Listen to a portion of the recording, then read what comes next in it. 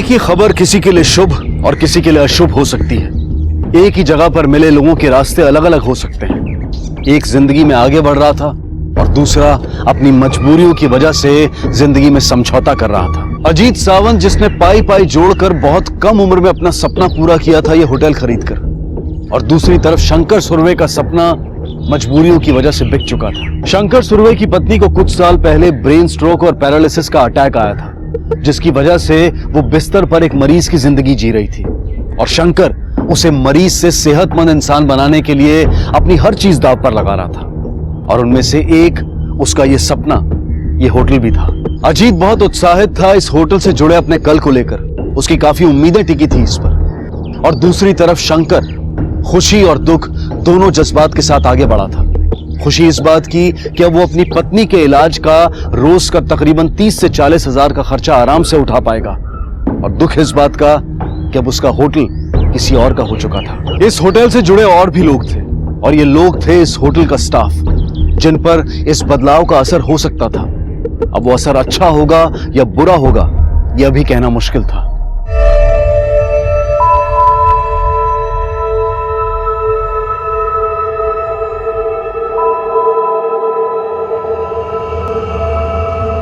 तेरे को क्या लगता है, नया मालिक पगार बढ़ाएगा?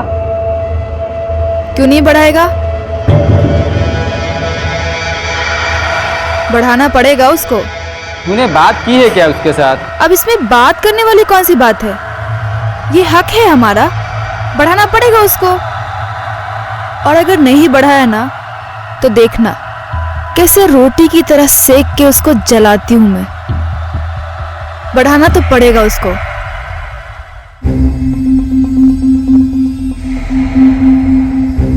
मुबारक हो अजीत जी, अभी होटल आपका हो गया।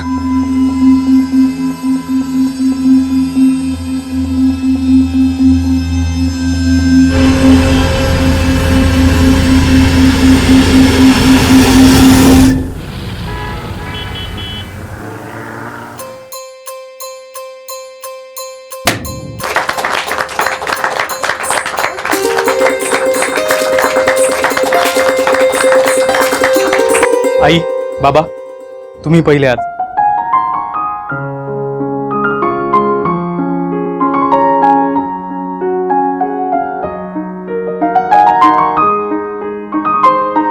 आई, बाबा, कसं वाटतंय? अरे बहुत बढ़िया यार, एकदम चकाचक। खरंच खूपच छान हा। अब जी जान से मेहनत करना और खूब तरक्की करना। यस। सुखी रहा। गुरुजी, पूजा कहाँ करेंगे? पूरब की ओर पूजा करेंगे। तयारीला मदत करा रे।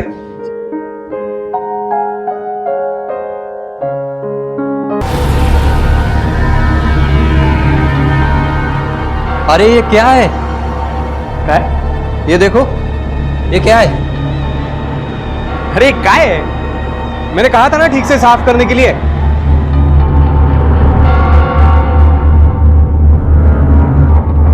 ये तो खून है। वो साहब, खून।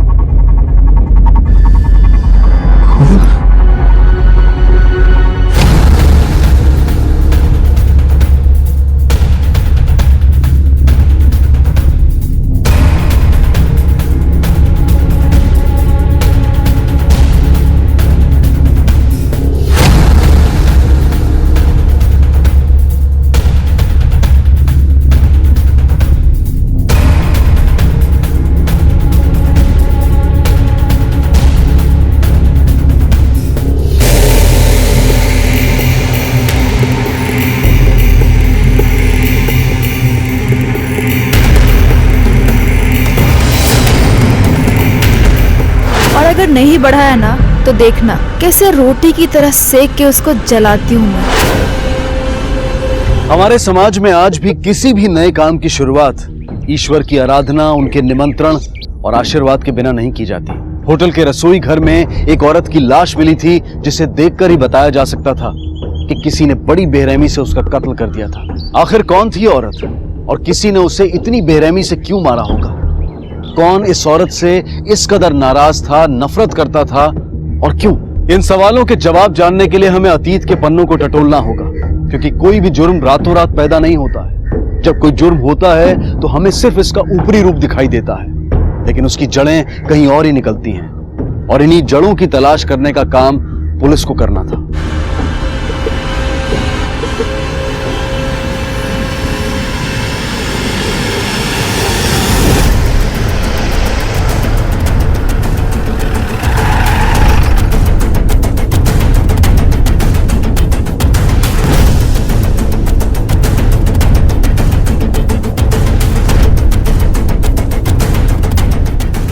सर इस होटल में रोटी बनाने का काम करती थी, शीला नाम है इसका। इस चाकू से उसका मर्डर हुआ है। अच्छा, बूचर्स नाइफ से मारा है। सर मर्डर यहां नहीं हुआ है, मर्डर बाहर हुआ जहां लोग बैठते हैं। बाद में लाश को घसीट कर यहां लाया गया जब होटल बंद हुआ। होटल बंद हुआ था? ये यहीं रहती थी क्या? सर अभी तक किसी से पूछताछ नहीं की है, करते हैं। राणे, किचन के सारे चाकू फिंगरप्रिंट्स के लिए ले लो, सबसे पूछताछ करो।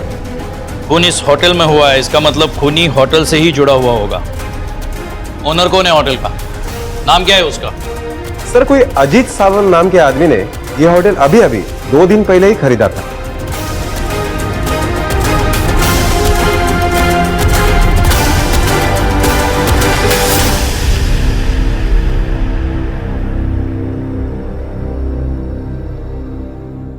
देखिए ना साहब, कितना अनर्थ हुआ। आज ही पूजा थी और वो औरत जिसका मर्डर हुआ है वो यहीं रहती थी? नहीं सर, रात को होटल स्टाफ में से कोई नहीं रुकता यहाँ।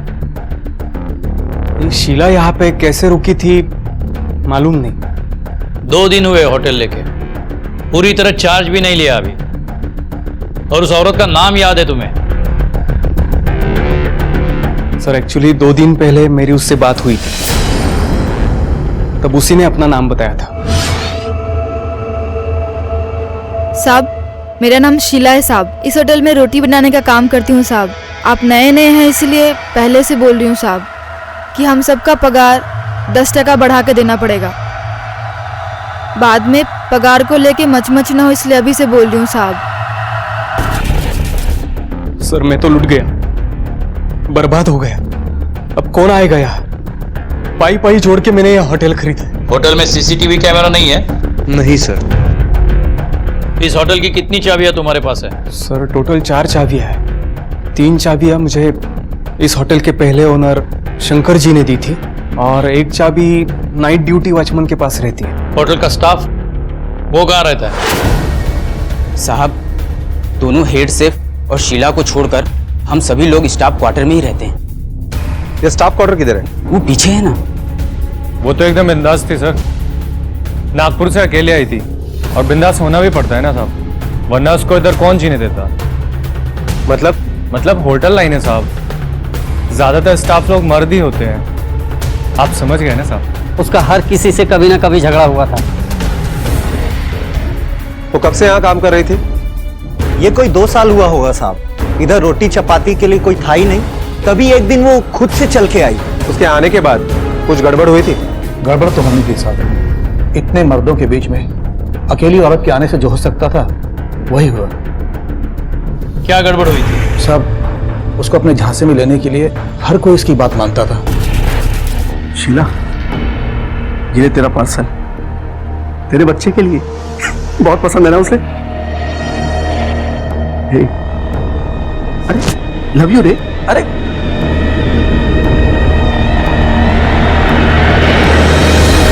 उसका बच्चा भी है? जी हाँ साहब। जब वो काम पे आती थी तो बच्चे को कहाँ रखती थी? साहब, जब वो काम पर आती थी तो बच्चे को घर में ताला मारकर छोड़कर आती थी। मुझे उसका यहाँ का पता चाहिए, जल्दी। जी साहब।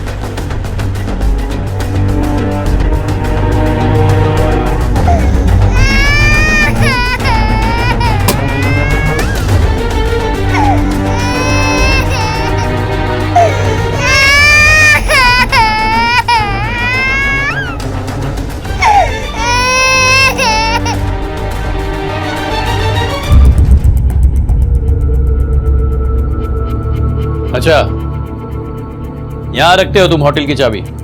साहब, वैसे जब मैं सुबह ड्यूटी पे आता हूँ तो पांडे मुझे चाबी दे देता है, पर जब कभी उसे जल्दी जाने को होता है तो वो यहीं चाबी रख देता है। किसी को मालूम नहीं है साहब, हम लोग यहाँ चाबी रखते हैं। पांडे मतलब वो नाइट शिफ्ट का वॉचमैन? हाँ साहब। पूरा नाम क्या है पांडे का? दयाशंकर पांडे। कहाँ मिलेगा ये पांडे? साहब वो सुबह की ट्रेन से गांव बिहार चला गया।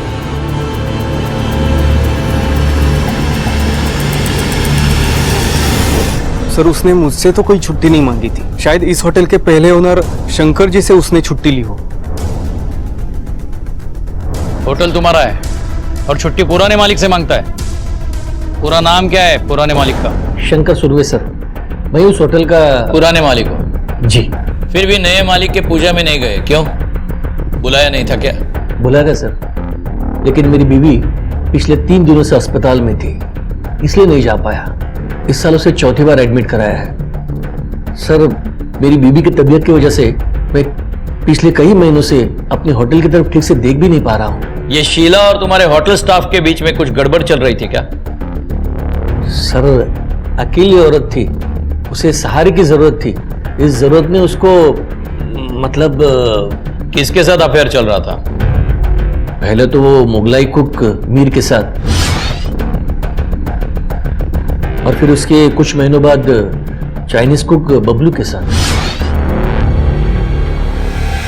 इस वजह से दोनों में कभी झगड़ा नहीं हुआ? हाँ हुआ था ना, लेकिन मैंने वो झगड़ा बहुत जल्दी सॉल्व कर दिया था। लेकिन कभी ऐसा नहीं सोचा था कि ये बात मर्डर तक पहुंच जाएगी। तुम्हें लगता है कि शीला का मर्डर इन दोनों में से किसी ने किया है?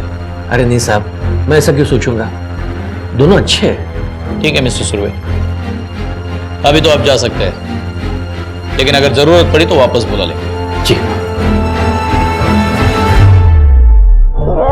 बिस्किट खाएगा? थोड़ा सा खा ले, खा लेना बेटा। थोड़ा सा दूध पी। कुछ खाया इसने?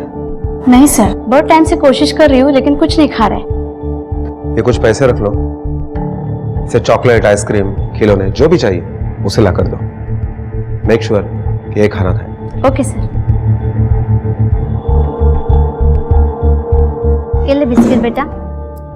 सर मैंने शीला के पड़ोसियों से बात की। उनके कहने के मुताबिक शीला कुछ 2 साल पहले ही उस बस्ती में रहने के लिए आई थी, नागपुर के किसी आसपास के गांव से। वो कौन थी, उसका पति कौन था, इसके बारे में ज्यादा जानकारी नहीं मिल पाई, क्योंकि वो किसी से ज्यादा बात ही नहीं करती थी। और वो night watchman Dayashankar Pandey? Sir Dayashankar का मोबाइल लोकेशन ट्रेस हो गया। जिस वक्त मर्डर हुआ उस वक्त वो होटल के आसपास ही था, और फिर 4 बजे उसका मोबाइल लोकेशन दादर दिखाई दिया, और फिर 6 बजे पनवेल। रेलवे के रिकॉर्ड के मुताबिक वास्को पटना ट्रेन में उसका टिकट बुक था। जिस दिन शीला का मर्डर हुआ था उसी दिन वो गांव चला गया। कुछ न कुछ तो कनेक्शन है। सर बिल्कुल हो सकता है, क्योंकि शीला ने लगभग 10 महीने पहले इसी पुलिस स्टेशन में दयाशंकर के खिलाफ एक केस दर्ज की थी कि दयाशंकर ने उसे मॉलेस्ट करने की कोशिश की। इसका मतलब कुछ नहीं, काफी कुछ था। राणे अपनी एक टीम बिहार भेजो और वो दयाशंकर पांडे का पार्सल ले आओ, और उन 2 हेड शेफ्स के बारे में होटल स्टाफ से बात करो। देखते हैं शीला और 2 शेफ्स में क्या पक रहा था। Okay sir.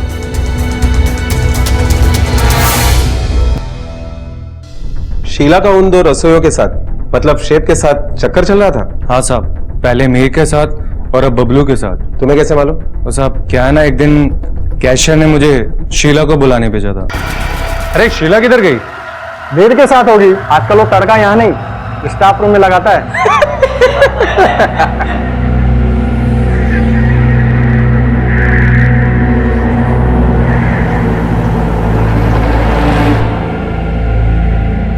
अरे तू इधर है, वो कैशियर तेरे को बुला रहे हैं। एक कस्टमर ने बहुत तमाशा किया रोटी को लेके, चल।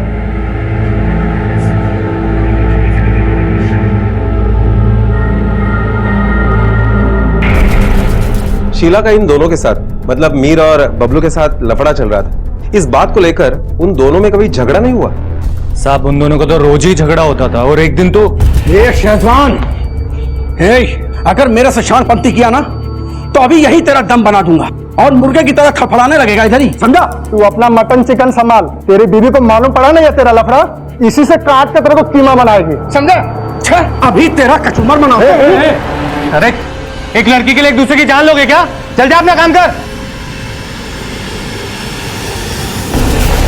फिर साहब शीला को पता चला कि मीर शादीशुदा है, उसने मीर को घास तक नहीं डाली और तभी उसका लफड़ा बबलू से शुरू हो गया। तभी साहब मीर बहुत सुलगा था।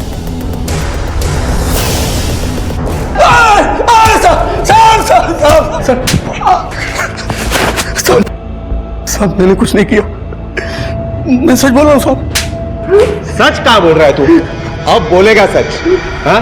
घर में बीबी और होटल में शीला, दाल और मुर्गी साथ में चाहिए थी सर इसको। हाँ, और मुर्गी किसी दूसरे के पास चली गई तो इससे बर्दाश्त नहीं हुआ, हलाल कर दिया उसे। शीला बबलू के पास चली गई इसीलिए मारा ना उसे। नहीं नहीं साहब, मानता हूँ पहले मेरा उसके साथ लफड़ा चालू था, लेकिन अभी कुछ भी नहीं था। मैंने उसको नहीं मारा साहब, मुझको जाने दो ना। जाने दो। अरे साहब। सर, शीला की पोस्टमार्टम रिपोर्ट आ गई है। हाँ। देख मीर, 10 मिनट देता हूं तुझको, सोच ले। इसके बाद भी अगर सच नहीं बोला तो कहां कहां से सच उगलवा दूंगा तू सोच भी नहीं सकता। सर, पोस्टमार्टम रिपोर्ट के मुताबिक शीला का कत्ल रात को 2 से 3 के बीच में हुआ और जो चाकू हमने फिंगरप्रिंट्स के लिए भेजा है उस पर होटल के लगभग सभी लोगों के फिंगरप्रिंट्स हैं। इसका मतलब हाथ में कुछ नहीं लगा। राणे, ये शीला की कहानी भी कुछ सीधी नहीं है।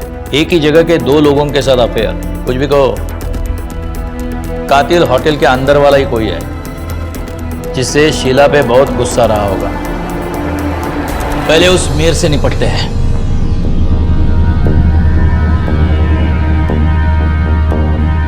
सोच लिया सच बोलने का या मैं बुलवाऊं? साहब,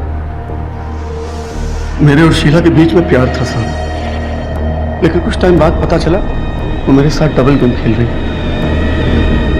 उसका बबलू के साथ भी लफड़ा चालू था साहब। फिर एक दिन मैं उससे जाकर डायरेक्ट पूछ लिया, शीला सुन, ए शीला, अरे बात सुना, ए शीला, बेड़ा समझी क्या मेरे को?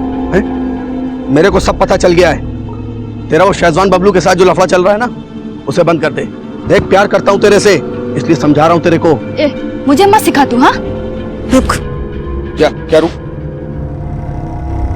ये देख,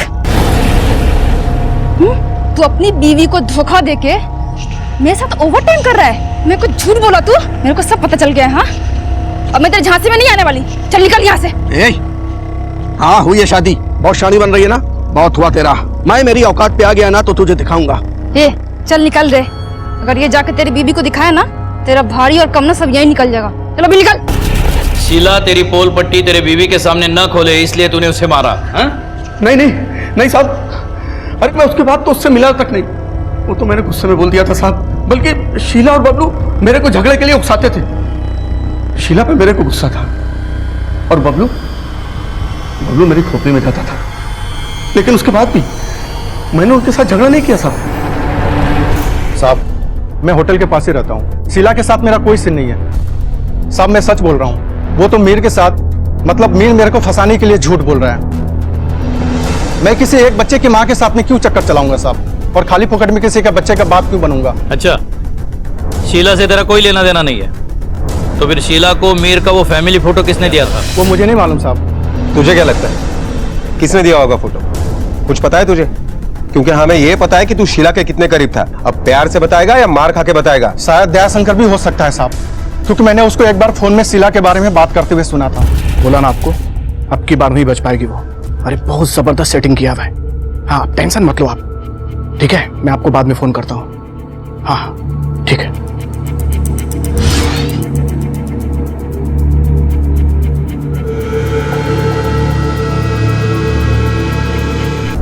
वो किधर फंसाने की बात कर रहा था साहब, वो तो मुझे नहीं मालूम, लेकिन मुझे लगता है इसमें उसी का हाथ है। अरे वो दया शंकर, वो भी मजे करना चाहता था उसके साथ, और साहब वो हमारा कैशियर, वो भी शीला को सपोर्ट करता था। साहब, शीला अच्छी औरत नहीं थी साहब, ये सब मुझे बहुत बाद में पता चला। अच्छा, वो अच्छी औरत नहीं थी और तो अच्छा आदमी है। तेरे को क्या लगता है ये कहानियां सुनाकर तू हमारा ध्यान तेरे ऊपर से किसी और पे डालेगा? देख, सच बता दे, तूने शीला को क्यों मारा? जब तक तू सच नहीं बोलता तो यहां से हिल भी नहीं पाएगा, समझे?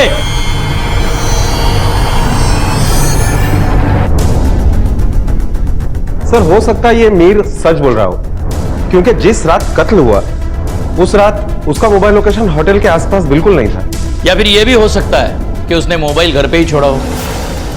बाकी लोगों की मोबाइल लोकेशन चेक की तुमने? Yes sir, Ajit Sawant. कत्ल की रात अजीत सावंत का मोबाइल लोकेशन होटल के बिल्कुल करीब था, 12:30 से लेकर 3:30 बजे तक। सर ये होटल सपना है मेरा, ऐसे ही गया था देखने के लिए। दूसरे दिन मुहूर्त था तो बचे हुए काम की लिस्ट बनानी थी।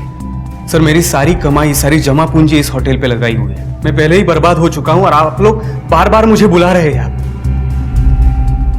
सर मैं सब पहले ही बता चुका हूं। अब आपको क्या नया मिलेगा मेरे बयान से?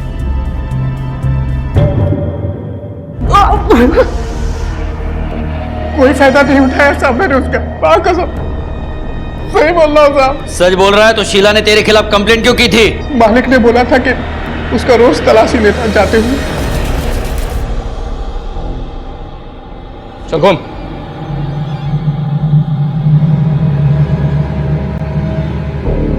पल्लू खोल।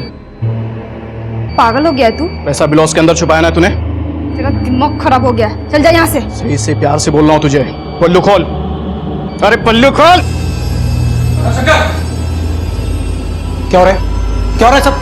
सर वो अरे लेडीज की कोई एक्सेस नहीं करता क्या? शाना बन रहा है ना तू? छोड़ूंगी नहीं मैं तेरे को, जाके पुलिस स्टेशन में कंप्लेन करूंगी, जेल जाएगा तू देखना। उसने सच में कंप्लेन कर दी साहब मेरे खिलाफ इसी थाने में। वो हमारे पुराने मालिक है ना सुरभि साहब, उन्होंने छोड़ा है यहाँ से। उसने कंप्लेंट की इसलिए गुस्से में आकर तूने उसे मार डाला? हाँ? नहीं साहब, मैंने उसको नहीं मारा। उस दिन के बाद ना साहब मैंने उसकी तरफ देखा भी नहीं। सच बोल रहा हूँ साहब, मैंने नहीं मारा उसको।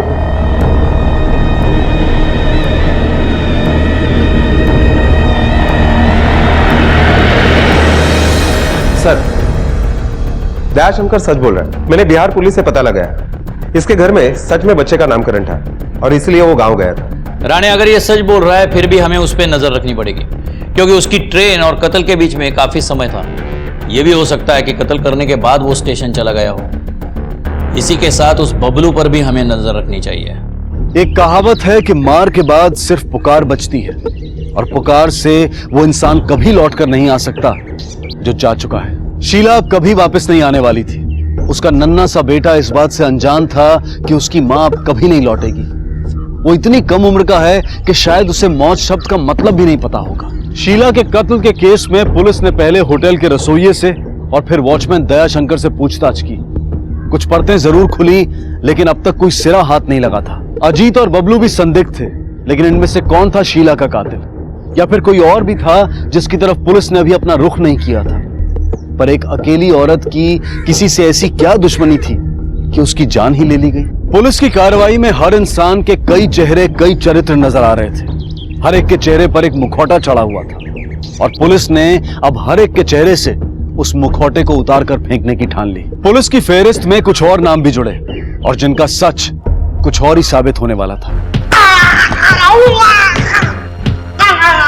तूने कहा था कि तू होटल के पास ही रहता है, लेकिन तेरे घर का मोबाइल टावर और होटल का मोबाइल टावर अलग अलग है। मतलब उस रात तू होटल की तरफ गया था। अब सच बता, इतनी रात को क्या करने गया था तू वहां? कुछ नहीं साहब, कुछ नहीं साहब, सच बोल रहा हूँ, सच बोल रहा हूँ साहब। मेरा और शीला का प्लान था। पक गया हूं मैं दूसरे के पास में काम करते करते। तू टेंशन काहे को ले रहा है? मैं है ना। अच्छा बोल, तुझे ये चाइनीज दुकान खोलने के लिए कितना पैसा चाहिए? पिछली बार खोला था, कुछ 90,000 के आसपास लगा था। तो ठीक है, तू जा तैयारी कर दुकान खोलने की, मैं देती तेरे को पैसा। 9,000 नहीं, 90,000 बोला हूँ। कहाँ से लेके आएगी तू इतने पैसे? मैं बोल रही है ना कि मैं लेके आएगी। और वैसे भी हम दोनों ना ये दूसरों की नौकरी नहीं करेंगे। तू एक काम कर, तू ना आज रात 2 बजे होटल के बाहर मिल मुझे, मैं लाके देती हूँ तेरे को पैसे। उधर गया तो मैं नए मालिक की गाड़ी देखा, वो खुद में ही कुछ बड़बड़ा रहे थे। फिर मेरे को याद आया, शीला तो मेरे घर पे भी आ सकती है। मेरे को डर था कि वो नया मालिक कहीं मेरे को देखेगा तो क्या बोलेगा। फिर मैं घर पे चला गया। पिछली बार भी तूने सच बोल रहा हूं कह के झूठी बोला था। अब इस बार कैसे यकीन करूं कि तू सच बोल रहा है? साहब इस बार सच बोल रहा हूँ, मैं डर गया था साहब, यकीन करो मेरा, मैंने कुछ नहीं किया साहब, आप मुझे जाने दो। जब तक तू पूरा सच नहीं बताएगा ना, यही सड़ेगा, समझा?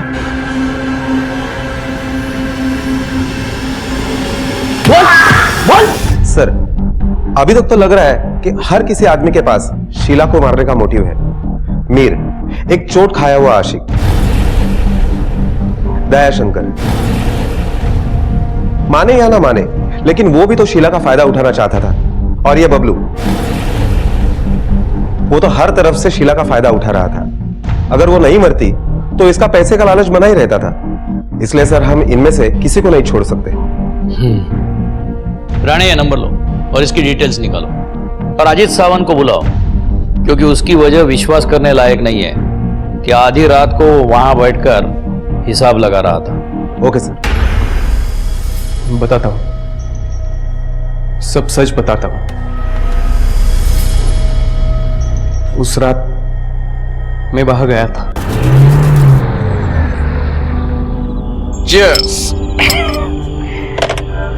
अर्चना, मेरे सपनों का सेलिब्रेशन मेरे इस नए होटल के सामने बैठ के करते हैं।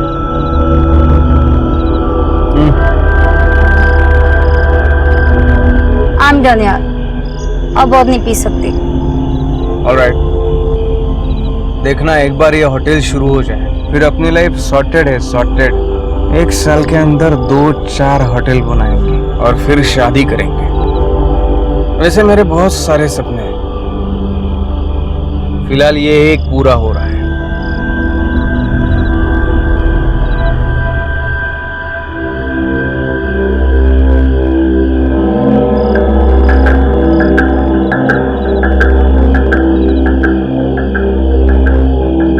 साढ़े 4 हो गए। अजीत, अजीत, उठो, सुबह होने वाली है।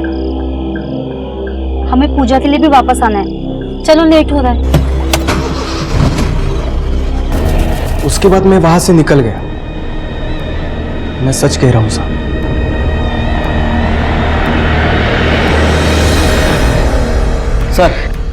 सर, आपने जिस मोबाइल नंबर की डिटेल्स मांगी थी वो आ गई है, ये लीजिए।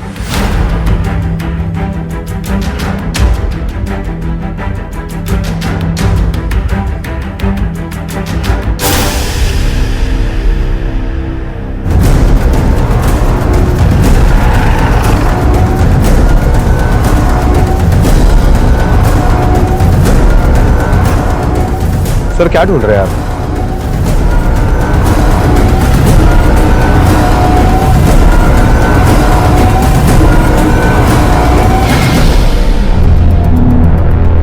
ये सीसीटीवी कैमरा चलता भी है या ऐसे ही लगाया है? चालू है सर, 24 घंटा रिकॉर्डिंग चालू रहती है इसकी। हमें 7 और 8 अप्रैल का फुटेज देखना है।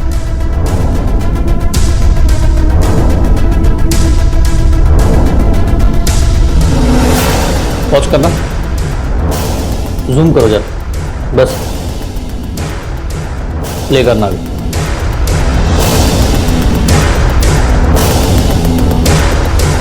चलो, उस चाइनीज शेफ को एक बार फिर मिलते हैं। साहब मैं बबलू बोल रहा हूँ। हाँ बोलो बबलू। साहब कुछ पैसे की अर्जेंट जरूरत आ पड़ी है। मुझे क्या फोन किया? पैसे तो आप ही को देने पड़ेंगे ना साहब। देने पड़ेगा मतलब? क्योंकि साहब शीला का खून तो आप ही ने किया है ना, मैंने देखा था। कितने पैसे चाहिए? 90,000।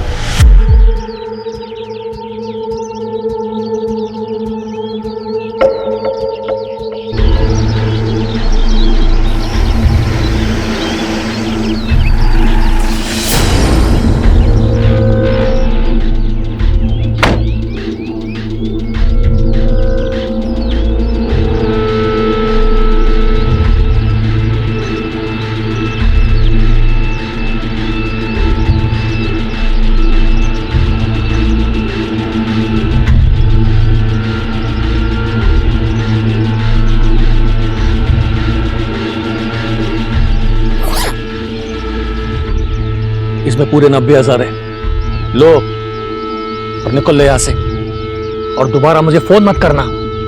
शंकर सुरवे,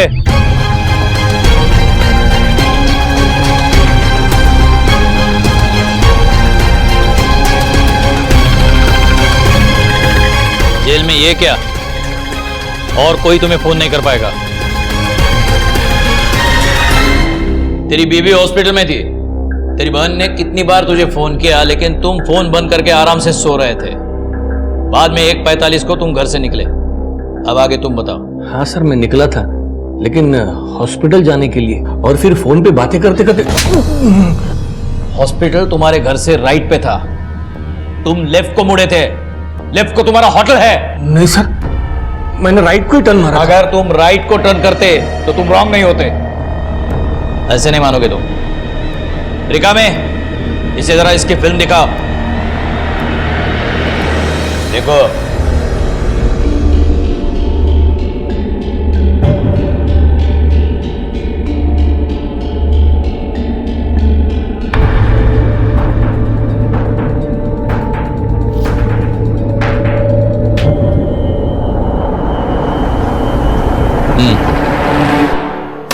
चलो अब सब सच बताओ। साहब, मुझे शक हो गया था कि मेरा कैशियर शीला के जरिए पैसे चोरी कर रहा है। मैंने वॉचमैन को शीला की तलाशी लेने के लिए बोला, पर उसने दयाशंकर को पुलिस स्टेशन भिजवा दिया, और फिर वॉचमैन ने भी उसकी तलाशी लेने से मना कर दिया। और फिर एक दिन ये लड़की से रोज पैसा चुरा। शीला, तू रुक। तू बाहर जा, शटर डाउन कर और वहीं पे रुके रहना। चल जा। जी। आज मैं देखता हूं तू कैसे पैसे चुराती है।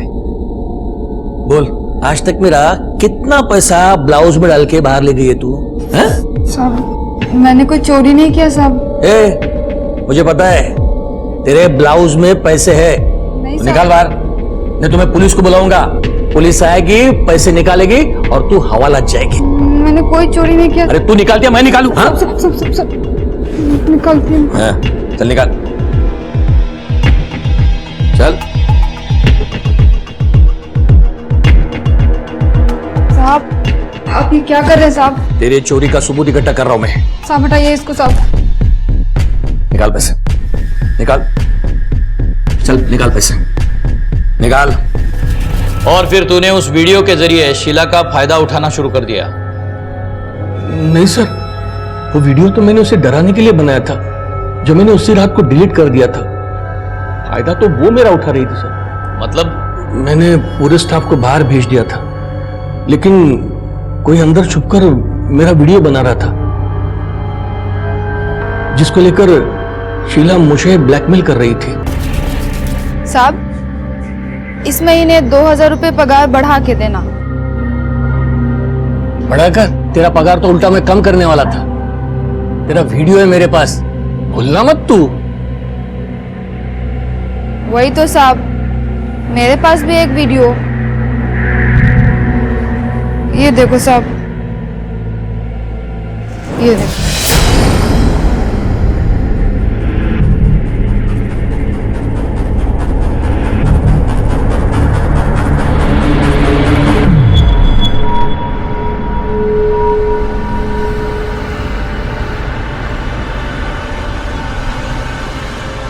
अब बराबर समझ में आया ना साहब, पगार बढ़ाने का।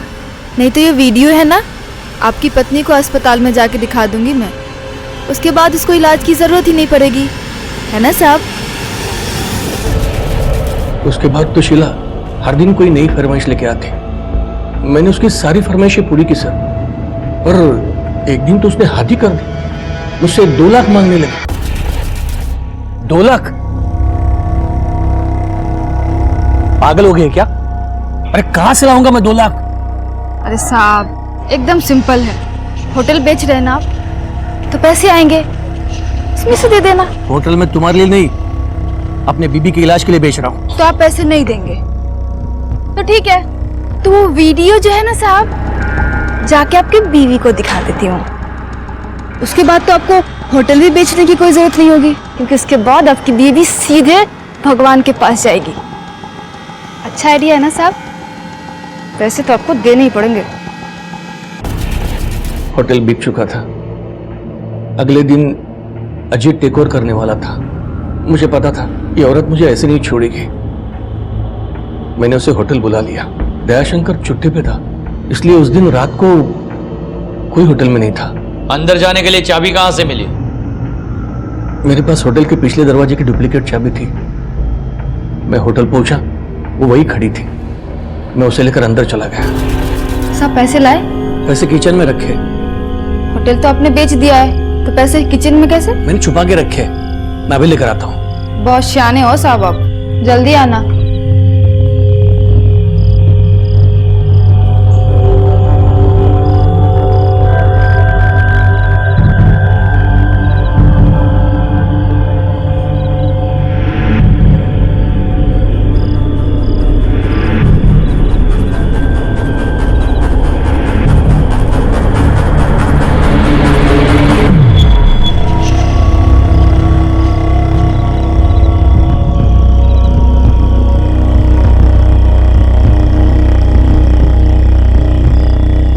तुम्हें पैसे चाहिए ना? हाँ?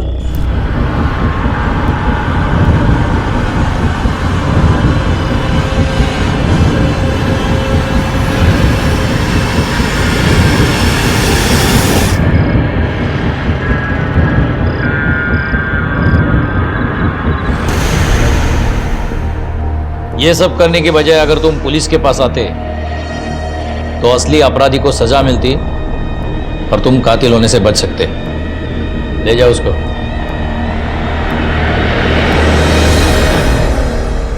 द्वेष, ईर्ष्या, प्यार, घृणा, ये ऐसे भाव हैं जो हर इंसान में पाए जाते हैं। अवसरवाद भी ऐसा एक भाव है और उसकी गिरफ्त में आना बहुत आसान है, क्योंकि ये हमें मौका देता है आगे बढ़ने का। अवसरवादी होना कोई बुरी बात नहीं है, लेकिन उसकी भी अपनी कुछ सीमाएं होती हैं, कुछ उसूल होते हैं।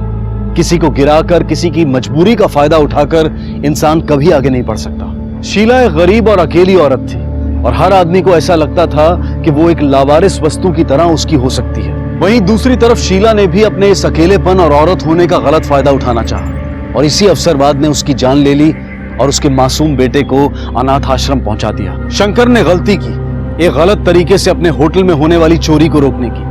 अगर उसे शीला की सच्चाई पता थी तो वो उसे नौकरी से निकाल सकता था, चोरी के इल्जाम में उसे पुलिस के हवाले कर सकता था। पर नौबत यहां तक आ गई कि शीला शंकर को ब्लैकमेल करने लगी। अगर शंकर तब भी पुलिस की मदद लेता तो भी वो खूनी बनने से बच सकता था और उसकी पत्नी, जिसे इलाज के पैसों के साथ साथ अपने पति के साथ की भी जरूरत थी, वो उसके साथ से महरूम होने से बच जाती। शंकर सुरवे को शीला के कत्ल के लिए आईपीसी की धारा 302 के तहत हत्या के लिए और धारा 201 के तहत उम्र कैद की सजा सुनाई गई। शीला के बेटे को अनाथ आश्रम भेज दिया गया। अजीत अपना होटल चलाने में व्यस्त हो गया और मीर, बबलू और कैशियर जैसे लोग अपने अवसरवादी होने पर जरा भी शर्मिंदा नहीं हुए। बबूल का पेड़ लगाकर यह उम्मीद करना कि उसमें फूल उगेंगे, ये किसी पागलपन से कम नहीं है। इंसान को अपने आप को ऐसे पागलपन से, ऐसे वहम से दूर रखना चाहिए। नाजायज शुरुआत का अंत कभी जायज नहीं हो सकता और ना ही शंकर की तरह मुश्किल को चुपके से सुलझाने की कोशिश करनी चाहिए। खराब परिस्थिति, खराब लोग, खराब वाकये, इनमें फर्क करना हमें आना चाहिए कि क्या हमारा निजी मामला है और क्या चीज उस निजी मामले को कानून की हद में ले जा सकती है। इसी के साथ मैं अनूप सोनी अब आपसे विदा लेता हूं। फिर मुलाकात होगी अगले एपिसोड में एक और चौंका देने वाले केस के साथ। तब तक अपना और अपने परिवार का ख्याल रखें और देखते रहें क्राइम पेट्रोल डायल 100। सबक एक को सीख हम सबको। जय हिंद।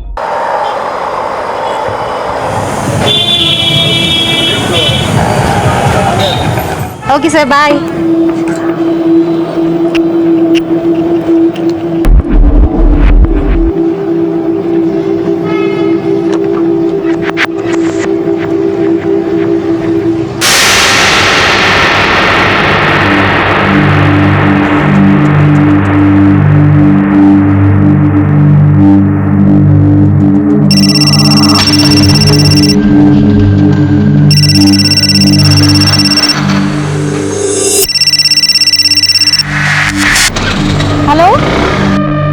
मम्मी। अरे हाँ हाँ, तेरे नेटवर्क ही नहीं मिल रहा था। कहाँ है तू? निकली कि नहीं? हाँ हाँ, मैं निकल चुकी हूँ, बस थोड़ी देर में पहुँच जाऊंगी। अरे मैंने तेरे लिए छोले बना के रखे हैं। अरे वाह, छोले! तब तो मैं यूँ आई। हाँ हाँ हाँ, मुझे पता है। छोले का नाम सुनते ही तेरे मुंह में पानी आ गया होगा। अरे सुन, आते समय 1 लीटर दूध और 1 बटर का पैकेट लेके आना।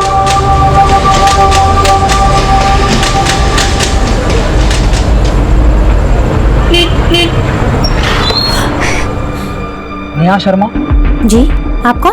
क्या हुआ बेटा, कोई मिल गया है क्या? क्या हुआ मामी? क्या बात है, सब ठीक तो है ना?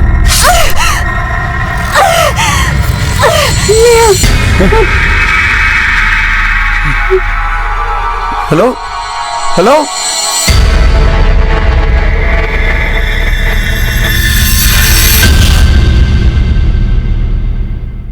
मुंबई निवासी नेहा शर्मा हमारे घर की ही बहू बेटी बहन की तरह एक आम सी लड़की थी, जिसकी जिंदगी घर से ऑफिस और ऑफिस से घर तक ही सीमित थी। लेकिन जिंदगी में खतरा किसी भी कोने पर घात लगाए बैठा हो सकता है, चाहे वो जिंदगी खास हो या फिर नेहा शर्मा जैसी आम। आखिर क्यों एक आम परिवार का एक आम दिन एक बुरे सपने में बदल गया?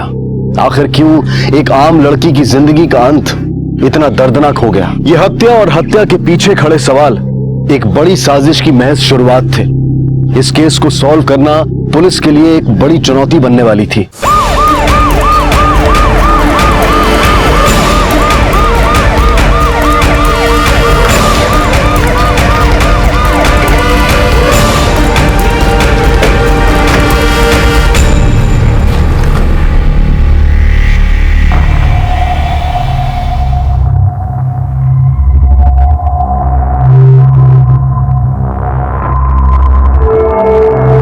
सिर के चाकू से मल्टीपल स्टैबिंग की गई है, पर घाव गहरे नहीं है। ये देखो, मतलब मारने वाले ने किसी शार्प वेपन का यूज नहीं किया। इसकी तो उंगली भी काटी गई है। खुली सड़क पे इतनी बेरहमी से किसी ने इसे मारा है। ये क्राइम प्लान जरूर है, पर क्रिमिनल नया है। ये देखो, मारने वाले ने गुस्से में आके इसे मार तो दिया, बाद में उल्टी कर दी। आसपास से कुछ रिकवर हुआ? हाँ सर, एक मोबाइल और एक पर्स मिला है, और पर्स में ये एक ड्राइविंग लाइसेंस भी है।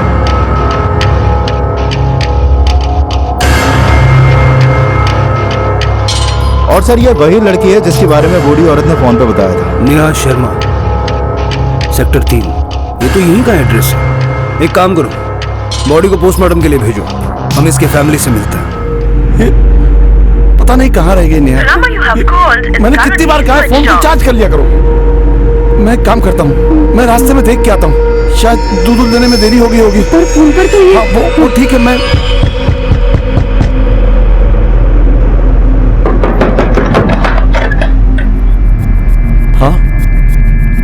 ये नेहा शर्मा का घर है? जी हाँ, मैं मिली नेहा, हमने ही आपको फोन किया था। नेहा जिंदा नहीं मिली। बॉडी के पास से हमें ये मोबाइल फोन और आईडी कार्ड मिले हैं। ये क्या कर रहे हैं आप? नहीं, ये नहीं हो सकता। हमें उसकी बॉडी प्लेजेंट पार्क के बैक रूट पे मिली।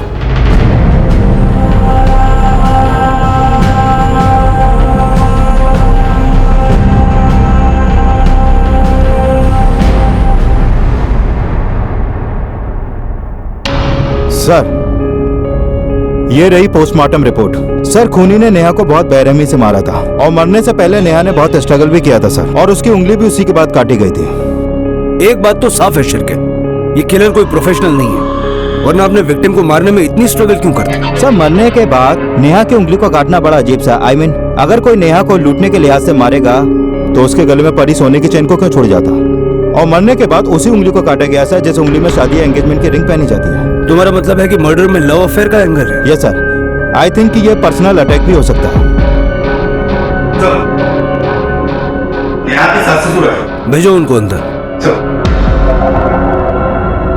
हर रोज की तरह वो बातें करते करते वापस आ रही थी, और अचानक चिल्लाने की आवाज आने लगी। नेहा, क्या हुआ बेटा? नेहा के पति, I mean, आपका बेटा कहाँ? वो यहाँ वहाँ पड़ा रहता है वो साहब। अब ये भी बेल पे छूटा। बेल पे? क्यों? क्या किया उसने? इंसान की आदत और उसकी किस्मत दोनों उसकी फितरत से जुड़ी होती, और इसी में हमारा बेटा सबसे पीछे था। नेहा जब हमें मिली तो हमें लगा उसे शादी करके हमारा बेटा सुधर जाएगा। इतने दिन हो गए, काम छोड़ दिया क्या? अब क्या धूप में पसीना सुखाने के लिए जाऊं? दुनिया समझदार हो गई है और आज की डेट में कोई भी इंश्योरेंस नहीं खरीदता है। सुरेश, बेचने वाले तो इंश्योरेंस क्या मिट्टी भी तक बेच देते हैं। घर में पैसे नहीं है, तुम कब समझोगे अपनी जिम्मेदारियां? अगर मुझसे जरूरतें पूरी नहीं हो पा रही हैं तुम लोगों की तो खुद से कर लो। सुरेश, सुरेश तो अपना खून होकर भी अपना नहीं रहा, और नेहा तो बहू के रूप में हमारे लिए बेटी समान थी। वो तो हमारे लिए सुरेश तक के नहीं सुनती थी। मरने के बाद ये पैसा कहाँ लेकर जाओगे, क्या करोगे? कुछ भी करूंगा पर तुझे नहीं दूंगा, और तेरी अय्याशी के लिए सालों से क्या हुआ एफडी नहीं तुड़वाऊंगा मैं। और मुझे सब पता है तू कोई बिजनेस नहीं करने वाला है। अरे तो मत तो, मरने के बाद हाथ भी नहीं लगाना ऐसे पैसे से, थूकने तक नहीं आऊंगा मैं। अरे दूसरों के बाप पता नहीं क्या क्या करते हैं अपने बच्चों के लिए, थोड़े से पैसे नहीं दे सकते? एक फूटी कौड़ी नहीं दूंगा तुझे। दिन रात निकम्मों की तरह घर में पड़ा रहता है और मेरी जिंदगी भर की कमाई को उड़ाना चाहता है। अरे वो तो दूसरे माँ बाप की तरह होते ना तो तेरे ऐसे निकम्मे और मनहूस घर में रखना मुश्किल था। मनहूस हूँ मैं? मनहूस हूँ? सटिया गया है? सुरेश, सोचना भी मत, जिन्होंने तुम्हें जिंदगी दी है उनके ऊपर हाथ उठाओगे तुम। और ये सब करके मुझे मजबूर मत करना कि मैं पुलिस को बुला लाऊं। उम्मीद तो यही थी कि वक्त के साथ साथ वो बदल जाएगा, संभल जाएगा, अपनी जिद छोड़ देगा। पर कुछ काम ऐसे होते कि वक्त के साथ बदलते नहीं है। अरे कहाँ लेके जा रही है? इंस्पेक्टर साहब, अरे क्या किया इसने? अंकल, आपका बेटा एक नंबर का फ्रॉड है, नकली नामों पर इंश्योरेंस कराता है ये। अब तक अपनी कंपनी को लाखों का चूना लगाया इसने। ले चलो साहब सुनो तो लीजिए।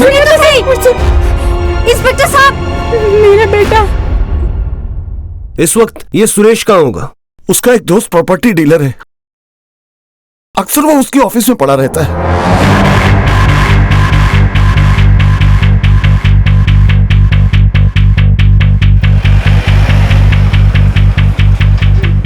साहब, मुझे लगता है बहुत बड़ी गलतफहमी हुई है। मैंने तो सारे गलत काम छोड़ दिए सब। सुरेश, तेरे सारे काले चिट्ठे हैं हमारे पास। चल मुद्दे पे आता। नेहा को क्यों मारा? मैंने नहीं हराया नेहा को साहब, अच्छा खासा बुढ़े बुढ़िया को वो संभाल रही थी, और मैं उसको क्यों मारूंगा भला? तू उससे नफरत करता था इसलिए तूने उसे मारा। सुना तेरे बहुत झगड़े होते थे उसके साथ। अब अगर आपको मेरे पे भरोसा नहीं है तो आप विक्रम से पूछ लो जाकर।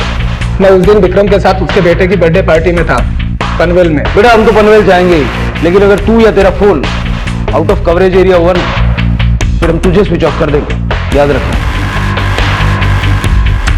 नेहा जहाँ काम करती है उस ऑफिस का पता चला? हाँ सर, ये पास ही में हाईवे जाने वाले रास्ते के बीच में। नेहा के बारे में सुनकर बहुत अजीब लग रहा है सर। बहुत स्वीट थी, हमेशा अपने काम पर ध्यान रखती थी। It's okay but it's not that nice. Ma'am ये सारे कलर ऑप्शंस है, आपको जो भी अच्छा लगे you can choose. Excuse me ma'am, may I help you? Yeah sure, just give me 1 second.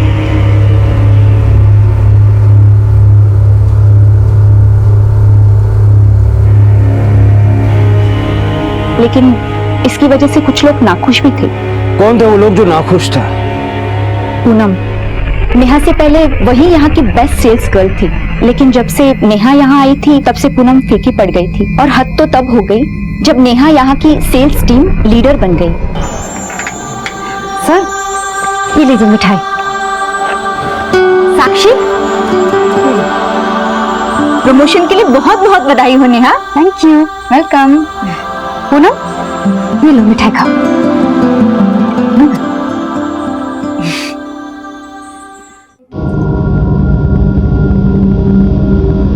ये पूनम का? ऊपर है सर। पूनम, तुम्हारी बेस्ट फ्रेंड नेहा का मर्डर हुआ है। सुना तुम्हारी बहुत बनती थी उसके साथ। सर मैंने कहा ना कि मैंने कुछ नहीं किया है। मैंने कब कहा कि तुमने कुछ किया है? चलो मैं सीधे सीधे अपने सवाल पूछता हूँ, नेहा के साथ क्या प्रॉब्लम थी तुम्हारी? सर मैं यहाँ बहुत सालों से काम करती हूँ, बट इतनी मेहनत के बाद भी एक नई लड़की आई और 2 महीने में ही मेरी हेड हो गई। सर इस बात का मुझे बहुत बुरा लगा और इसी बात से मैं थोड़ी सी चिड़ी हुई थी। इस चिड़ का अंजाम ये हुआ कि नेहा अब इस दुनिया में नहीं है। नहीं सर, ऐसा कुछ नहीं है, मैंने कुछ नहीं किया है। जिस दिन नेहा के साथ ये सब कुछ हुआ मैं यही थी स्टोर में, मैंने पूरा दिन इन्वेंट्री किया न्यू स्टॉक का। सर, सुरेश के दोस्त विक्रांत से बात हुई, पनवेल में उसके बेटे की बर्थडे पार्टी थी और सुरेश पूरे दिन वहीं पे था। उसने पार्टी के कुछ पिक्चर्स भी मुझे भेजे हैं। शिरके, ये भी तो हो सकता है कि मर्डर करने वाला कोई और है और करवाने वाला कोई और। सुपारी किलिंग? लेकिन सर, खून के तरीके को देखकर तो लगता है कि मर्डर करने वाला कोई नया हो। शिरके, कोई नया हो भी सकता है। वैसे भी कॉन्ट्रैक्ट किलर्स अपने शुरुआती कुछ कामों में कुछ न कुछ गलतियां तो करते ही हैं, इसीलिए हमें वहां उल्टियां भी मिली। सर, वैसे जेल में सुरेश की काफी क्रिमिनल से दोस्ती हुई थी और मैंने पता किया कि कोई वीरा नाम का कॉन्ट्रैक्ट किलर है जिससे उसकी काफी जमती थी। वीरा?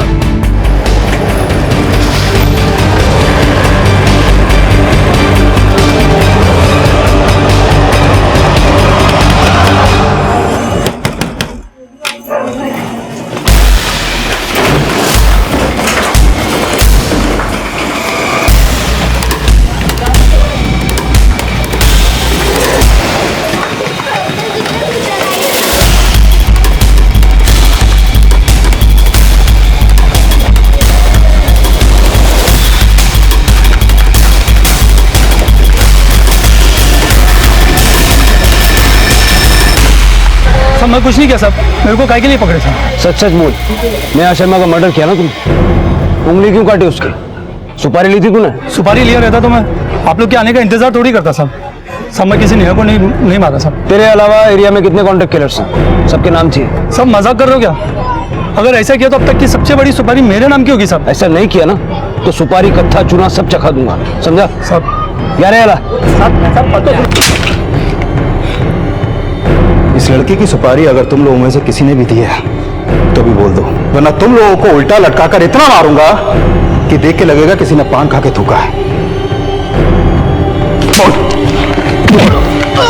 दे डंडा।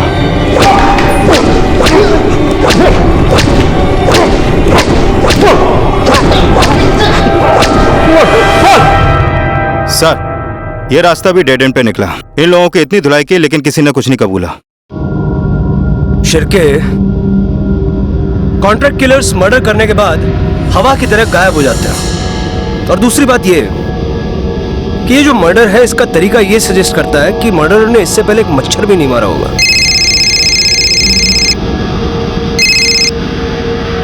हेलो, सब इंस्पेक्टर शिरके बोल रहा हूँ। Okay, thanks.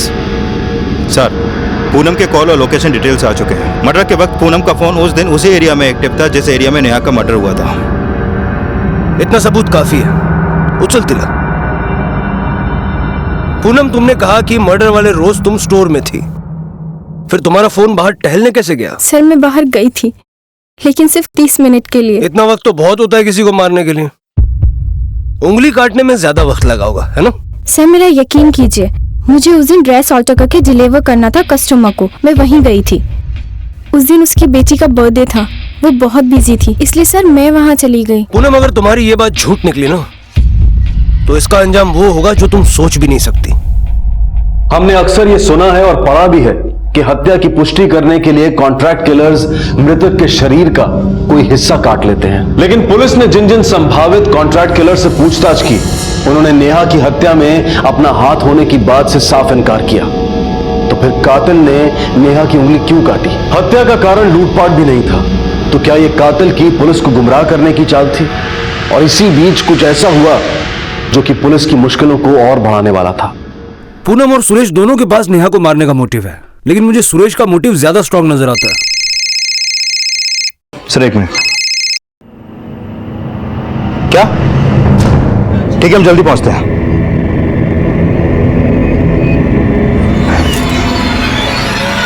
किसने फोन किया था? सर, ये दोनों यहाँ से गुजर रहे थे जब इन्होंने बॉडी देखी। साहब, हम नेहा भाभी को तो पहले से जानते ही थे और आसपास में ही रहते हैं। जब नेहा भाभी को देखा तो अमर जी को कॉल किया। ये इनके पति है? हाँ। नेहा?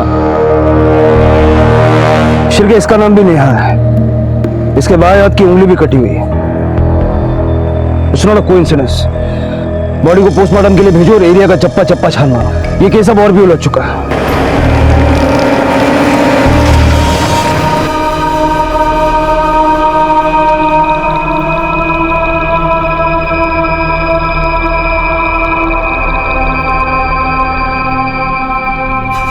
ऐसा कैसे हो सकता है सर? कोई क्यों मारेगा मेरी नेहा को? किसी से कोई झगड़ा या कोई पुरानी दुश्मनी? नहीं सर, हमारी किसी से कोई दुश्मनी नहीं।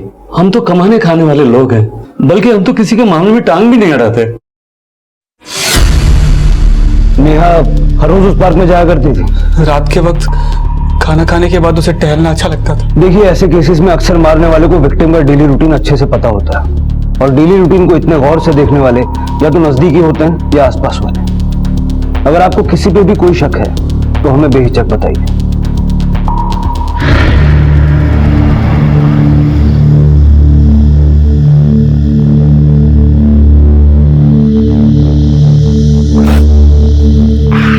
शिरके, 2 मर्डर्स, 2 नेहा शर्मा, दोनों को मारने का स्टाइल से दोनों की वही उंगली काटी। अगर ये कोई साइको किलर है तो क्या इसे नेहा शर्मा नाम से नफरत है? ऐसे तो हजारों नेहा शर्मा होंगे। पर सर, पिछले मर्डर में विक्टिम की बॉडी पे स्ट्रगल के निशान ज्यादा थे, पर इस मर्डर में विक्टिम की बॉडी पे स्ट्रगल के निशान काफी कम है। मतलब तुम ये कहना चाहते हो कि ये मर्डर सिर्फ हमें भटकाने के लिए किया गया है? नाम के अलावा इन दोनों के बीच कोई कनेक्शन नहीं? तुमने आर्काइव चेक किए, ऐसा कोई सिमिलर केस मिला? हाँ सर, वो तो चेक किए, लेकिन ऐसा कोई केस हमारे पास नहीं है। सिर के डर इस बात का है कि अगर ये किलर कोई सीरियल किलर है तो हम नहीं जानते कि इसका नेक्स्ट टारगेट कौन और कब होगा। सर, मैं एक काम करता हूँ, मैं दोनों विक्टिम की प्रोफाइल कंपेयर करता हूँ। अगर ये किलर वाकई में सीरियल किलर है तो मैं जरूर कुछ सिमिलरिटीज या कनेक्शन हाथ लगेगा सर। सिर के दोनों के स्कूल से लेकर हर चीज अलग है, अलग अलग शहरों में बड़ी हुई, उम्र भी एक नहीं है, दोनों की फैमिली बैकग्राउंड भी अलग अलग है। एक सृष्टि में रहती है, एक पूनम गार्डन में, सिर्फ नाम और मर्डर का पैटर्न सेम है। सर, कहीं ऐसा तो नहीं कि किसी साइको ने पहले मर्डर के बारे में पढ़ा और उसी को कॉपी करने के लिए किसी दूसरी नेहा को मार दिया हो? शिरके, जब तक हमें अपनी इस दूसरी विक्टिम के बारे में और इंफॉर्मेशन नहीं मिल जाती तब तक किसी भी कंक्लूजन पर पहुंचना बहुत मुश्किल होगा। एक काम करो, इसकी नौकरानी को बुलाओ। अक्सर घर वाले जो बात छुपाते हैं वो उनके घर में काम करने वालों को पता होती है। साहब, ये सब उनके घर का मामला है, मैं क्या बोलूं? ये मामला किसी के घर का नहीं, मर्डर का है, इसलिए जो जानते हो सब बताओ, ज्यादा सोचने की जरूरत नहीं है। साहब, वो नेहा मैडम का उनके देवरानी के साथ जमता नहीं था।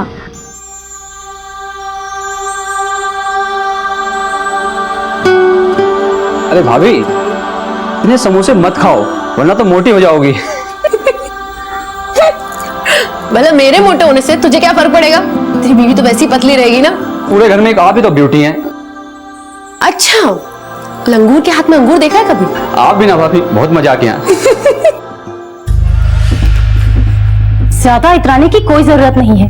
ये जो तुम्हारी जुबान है ना, इसे थोड़ा कंट्रोल में रखो, वरना अगर मैंने कुछ करने की सोची ना तो दोबारा आवाज तक नहीं निकलेगी, समझे तुम? आपने यहाँ क्यों बुलाया मुझे? मैं क्रिमिनल थोड़ी ना हूँ। क्राइम करने से पहले हर क्रिमिनल एक आम आदमी होता है स्वाति, जैसे तुम। और यही पता लगाना हमारा काम है ना कि किसने क्राइम किया है और किसने नहीं। वैसे नेहा के मरने का ज्यादा दुख नहीं हुआ होगा तुम्हें? सुना है 36 का आंकड़ा था उसके साथ। इसकी वजह भी वही थी, उसे अपने काम से मतलब होता ही नहीं था। सामने कुछ और बोलती थी, पीठ पीछे करती कुछ और ही थी। आप मेरे जेजी से बात कीजिए ना, वो बताएंगे आपको सब। वैसे नेहा के बारे में बहुत सारी बातें वो नहीं जानते। नेहा बहुत सारी बातें उनसे छुपाती थी, बोलती थी कि मंदिर जा रही हूँ, हर जाती कहीं और ही थी वो। ना ना नहीं सर, ऐसा कुछ भी नहीं है। स्वाति को जरूर कुछ गलत फहमी हुई है सर। नेहा मुझसे बहुत प्यार करती थी, वो मुझसे कभी कुछ नहीं छुपाती थी। इनफैक्ट हम दोनों एक दूसरे से बहुत प्यार करते थे सर।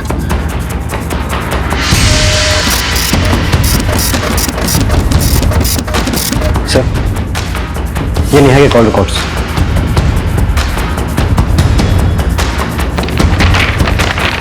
सर, नेहा के रेगुलर लोकेशन डिटेल्स के मुताबिक वो शांतिनगर जाया करती थी। शांतिनगर? Yes sir.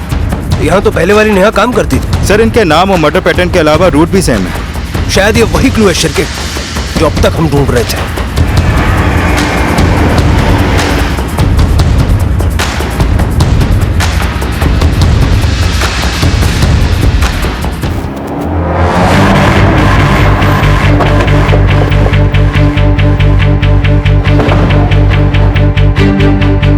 शिरके,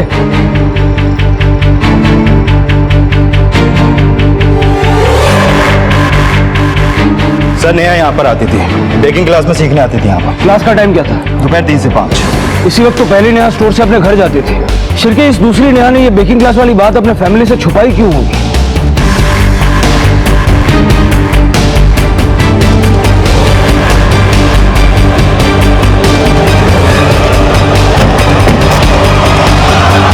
क्या आप लोग जानते हैं हर रोज दोपहर 3 से 5 में Neha sweet art baking classes जाया करती थी।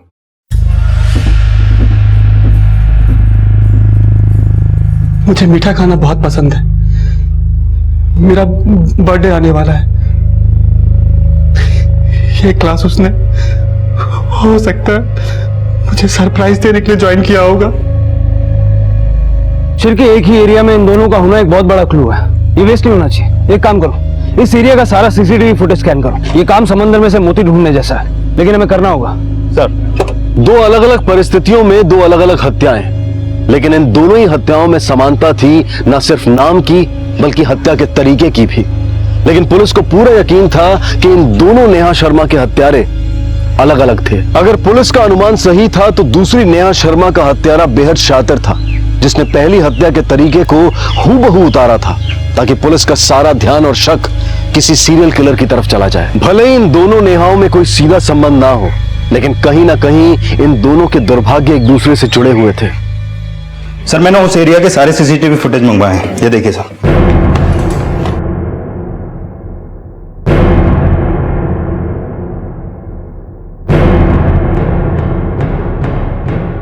ये देखिए सर। शिरके, इस एरिया के सारे गैरेजेस में पूछताछ करो।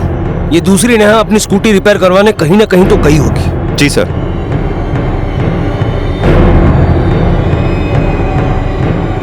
सर उस दिन नेहा यहाँ पर आई थी, उसकी स्कूटी का स्पार्क प्लग खराब हो गया। शिरके, ये सब सिर्फ एक कोइंसिडेंस नहीं है, जरूर कुछ कनेक्शन है जो मिसिंग है। एक काम करते हैं, इस मिसिंग कड़ी की तलाश बेकिंग क्लास से करते हैं।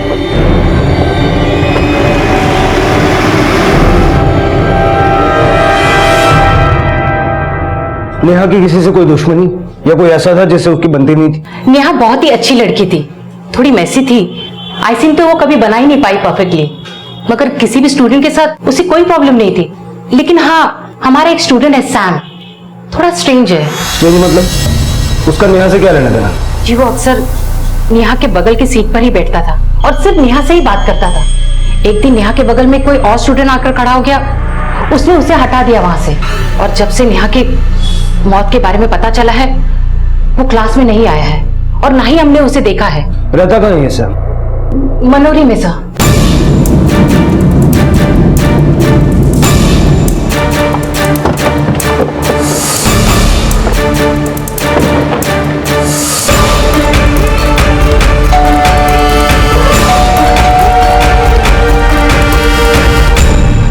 सैम घर पे है?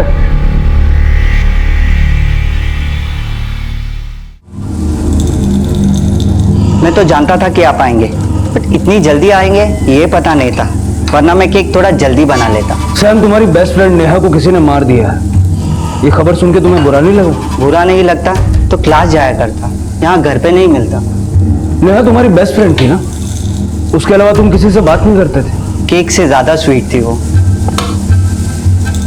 सिर्फ मुझसे बात करती थी, बाकी सबकी तरह इग्नोर नहीं करती थी। सैम प्लीज मेरी मदद करो ना, तुम्हें तो अच्छे से आता है, देखो ना मुझसे तो हो ही नहीं रहा।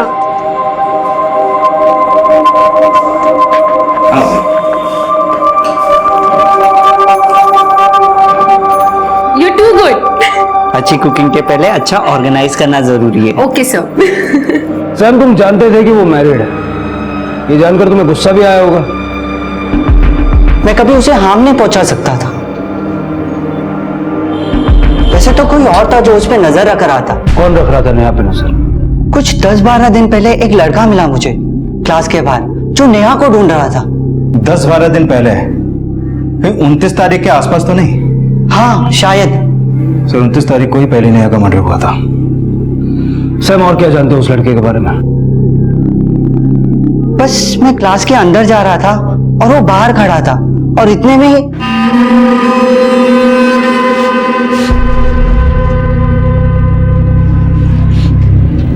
भाई सुन। हाँ वो नेहा आई क्या इधर? हाँ आई होगी। तुम कौन?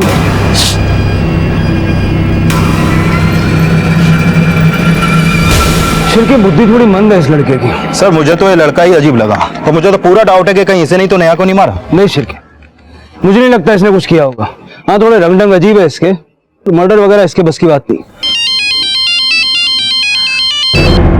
हाँ बंडिया बोल, क्या खबर है? क्या साहब, नंबर सेव है अपना? बेटा तेरी पूरी कुंडली मेरे पास है, जब टाइम पास मत कर, खबर बोल। वो अपना पंटर याद है, नेहा की केस वाला, उसका हस्बैंड। कौन? सुरेश? हाँ वही साहब, वो दूसरी नेहा के घर के आगे पीछे घूम रहा था। अब कौन उतना दूर पेट्रोल लेने जाता है? हाँ अब आप तो समझदार हो साहब। अच्छा साहब, एक और बात बोलना था, जिस पार्क में दूसरी नेहा की बॉडी मिली थी ना साहब, उधर ही सुरेश नौकरी लेने को ट्राई कर रहा था। चल ठीक है सर, पंड्या का फोन था, सुरेश दूसरी वाली नेहा के घर के आसपास दिखा है, और नेहा की लाश जिस पार्क में मिली थी वो वहीं पे जॉब के लिए ट्राई कर रहा था। शिर के एक काम करो, इस सुरेश को 3-4 चक्कर थाने के कटवाओ, थाने में भी करने के लिए बहुत काम।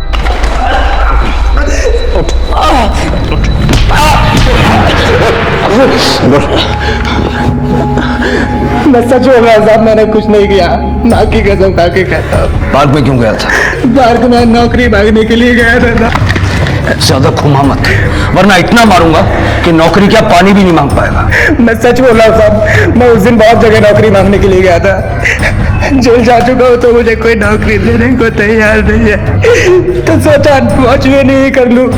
आपको भरोसा नहीं है तो आप जहाँ जहाँ मैं गया था वहाँ जाकर पूछताछ कर सकते हैं।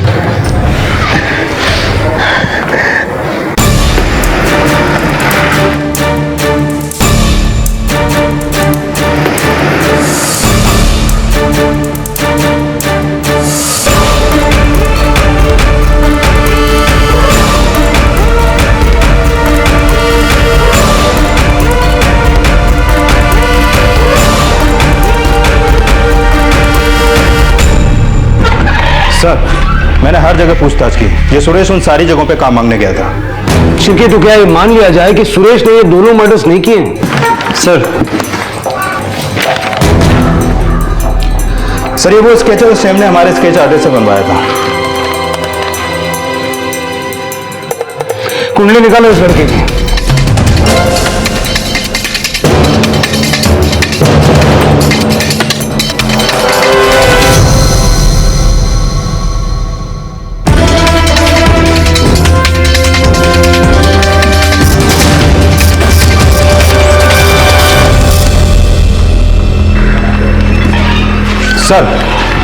सर विलेपाले पुलिस स्टेशन में मेरी बात सब इंस्पेक्टर निनाद कामत से हुई है।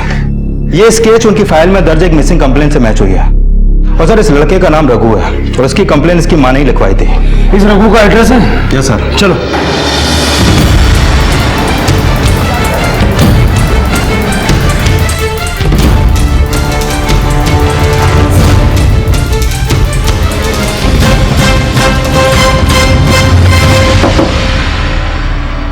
सब रघु का कुछ पता चला? मैंने तो सब जगह पे ढूंढा लेकिन कहीं नहीं मिला वो। आपका बेटा करता क्या था? कुछ काम नहीं करता था, दिन भर दोस्तों के साथ अय्याशी करता था। किती समझावलं त्याला पण वो मेरी कहाँ सुनता था, बहुत नशा करता था। सर आसपास में मैंने पता किया, इस रघु के लक्षण तो ठीक नहीं लगते। ड्रग्स वगैरह तो करता ही है, और साथ ही जिंदगी में हमेशा फेल ही हुआ है, पढ़ाई से लेकर क्रिकेट तक कहीं भी कुछ बड़ा नहीं किया इसने। शिरके कोई इतना यंग लड़का क्यों हायर करेगा, वो भी ऐसा जो कोई काम ठीक से नहीं करता? क्या पता सर, हो सकता है किसी ने पैसों और ड्रग्स का लालच दिया हो। यंग था, रास्ते से भटका हुआ है, तो इसे बहकावे में लाना आसान ही होगा। एक काम करते हैं, ड्रग्स के सारे अड्डे छान मारते हैं।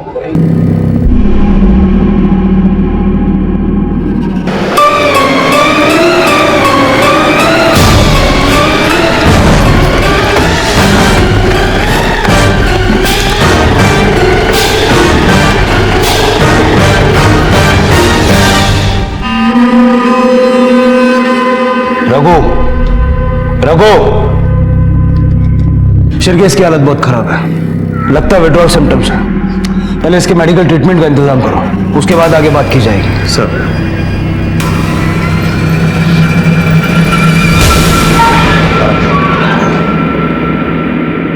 कैसी तबीयत है प्रभु? ठीक हूँ। इन दोनों को जानते हो?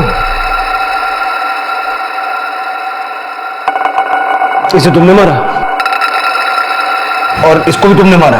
नहीं साहब, इसे मैंने नहीं मारा। फिर इसे किसने मारा? साहब वो मेरा मामा आया था।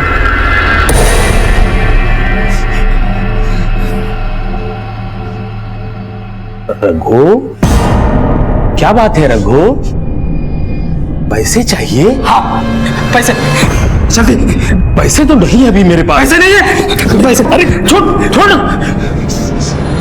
आ सकते हैं, बहुत सारे पैसे आ सकते हैं, इतने पैसे कि फिर कोई कमी नहीं होगी।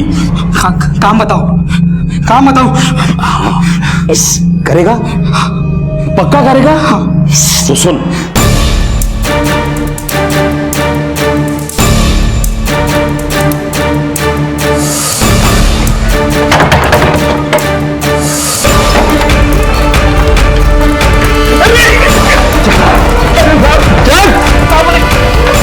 अंदर डाल इसको। मैं तो टैक्सी ड्राइवर हूँ साहब, पिछले 4 साल से सेठ की गाड़ी नहीं चला। तेरी पूरी कहानी सुनने में मुझे कोई इंटरेस्ट नहीं है, सीधा क्लाइमेक्स पे आ। चल नाम बता। साहब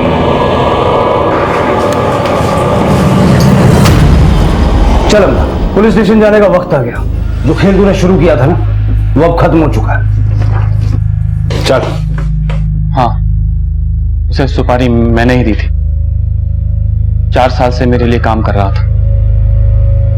अच्छा तावड़े जी, अगर कोई बहुत खास काम करवानी हो तो किससे करवाएं? साहब ये तो काम पर डिपेंड करता है। काम है क्या वैसे? काम थोड़ा रिस्की और इलीगल है, लेकिन पैसे मुंह मांगे मिलेंगे। साहब ये मेरा भांजा है रघु। हो जाएगा ना? 100% हो जाएगा।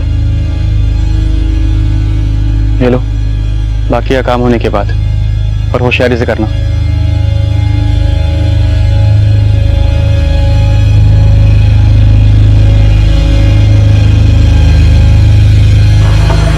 देखो, वही लड़की है, अच्छे से देख ले इसको, और कुछ भी गड़बड़ मत करना, समझे?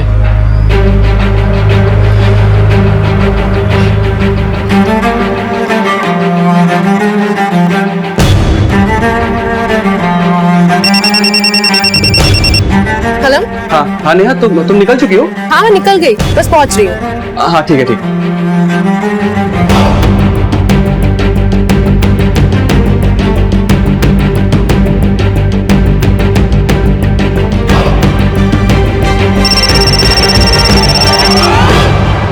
हेलो रघु, हाँ सुन, वो निकल चुकी है। कोई गड़बड़ नहीं होनी चाहिए, समझा? अब सुन, मैं सीधा 1 हफ्ते के बाद उससे मिलूंगा बाकी के पैसों के साथ। मैंने बहुत बड़ी गलती की जो उस लड़के पर भरोसा किया। जिस इंसान को अपने खुद के चलने का होश नहीं हो, वो इतना बड़ा काम कैसे कर सकता था? और फिर सब गड़बड़ हो गया। तूने रघु को शांतिनगर के बाद वाले सिग्नल पे वेट करने के लिए बोला था, पर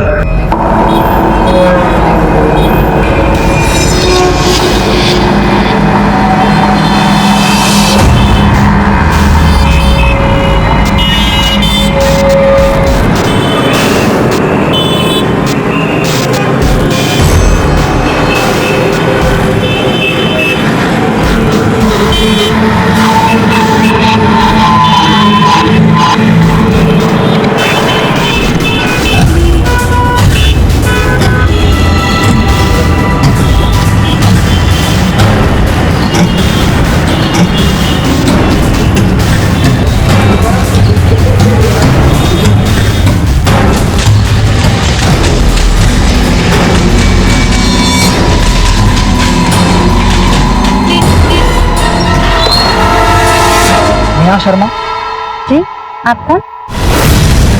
उंगली का काटना काम होने का एक सबूत था जो रघु तेरे लिए लाया।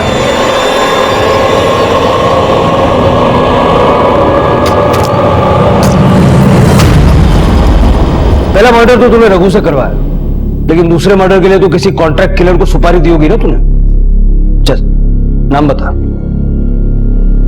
उसने जो गलती की वो मुझ पर बहुत भारी पड़ा, इसलिए मैंने सोचा कि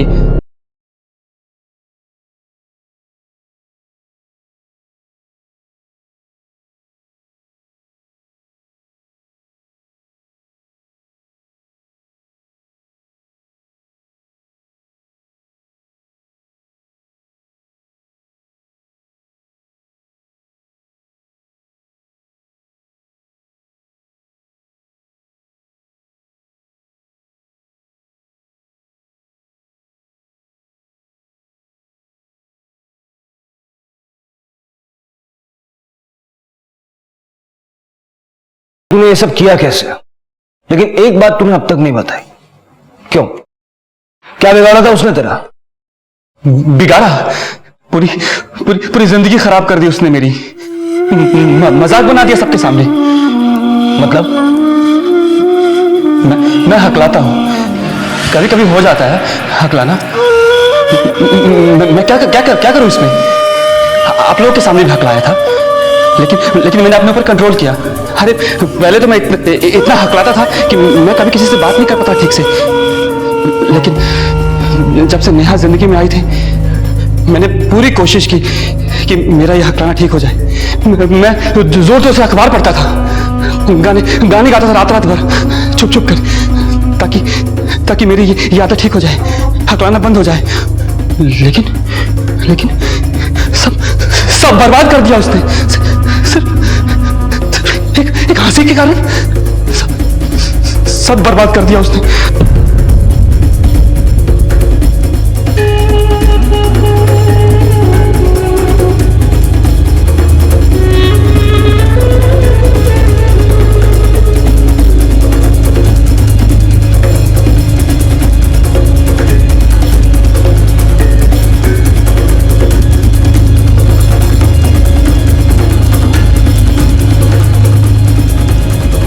कुछ नहीं कह सकते। आप क्या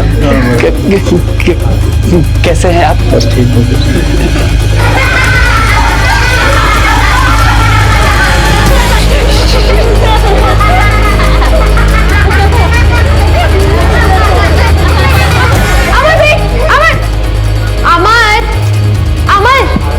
अमर सुनो, अमर आई एम सॉरी। तुम मेरी आदत जानते हो ना कि मैं किसी भी बात पे हंस देती हूँ, और जिस तरीके से तुमने आके बात की मैं खुद को रोक नहीं पाई, और कोशिश भी की थी मगर वो गलती उन बच्चों की थी। वो हंसने लगे तो मेरे मुंह से हंसी निकल गया। I am so sorry. चले अंदर। सॉरी, अब मैं पक्का नहीं हंसूंगी।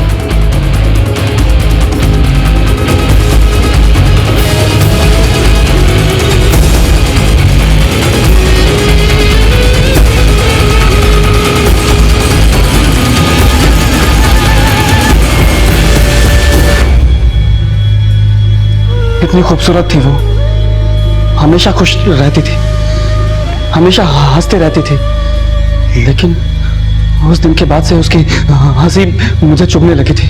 इतनी सी वजह के लिए तूने अपनी बीवी को मार डाला? तेरी वजह से आज 2 लोग इस दुनिया में नहीं है, और वो 17 साल का लड़का मर्डरर बन चुका है।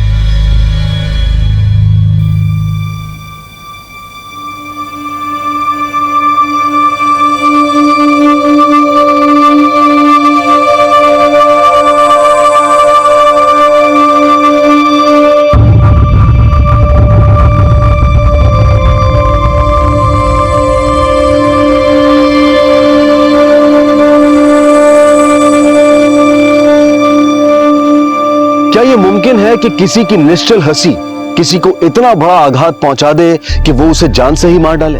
नहीं, बल्कि सच तो ये है कि अमर हीन भावना से ग्रसित था, और इस पर काबू पाने की बजाय वो धीरे धीरे इस भावना का गुलाम बनता जा रहा था। बदले की आग में ना सिर्फ उसने अपनी पत्नी का कत्ल किया, बल्कि उसका शिकार वो मासूम नेहा भी बनी, जो अगर जिंदा रहती तो अपने सास ससुर का सहारा बनी रहती और उन्हें एक बेहतर जिंदगी दे पाती। ये आज हम कैसे समाज की तरफ बढ़ रहे हैं, जहां इंसान इतना असहनशील हो गया है कि किसी की जान की कीमत हमारे झूठे अभिमान के सामने कुछ भी नहीं है। जरूरत है हमें अपनी मानसिकता को बदलने की, भूलने और माफ कर देने की क्षमता को बढ़ावा देने की। इसी विचार के साथ मैं अनूप सोनी अब आपसे विदा लेता हूं। फिर मुलाकात होगी अगले एपिसोड में एक और चौंका देने वाले केस के साथ। तब तक अपना और अपने परिवार का ख्याल रखें और देखते रहें क्राइम पेट्रोल डायल 100। सबक एक को सीख हम सबको। जय हिंद। इस तरह के और भी एपिसोड देखने के लिए हमारे चैनल को सब्सक्राइब करें और बेल आइकन दबाना ना भूलें।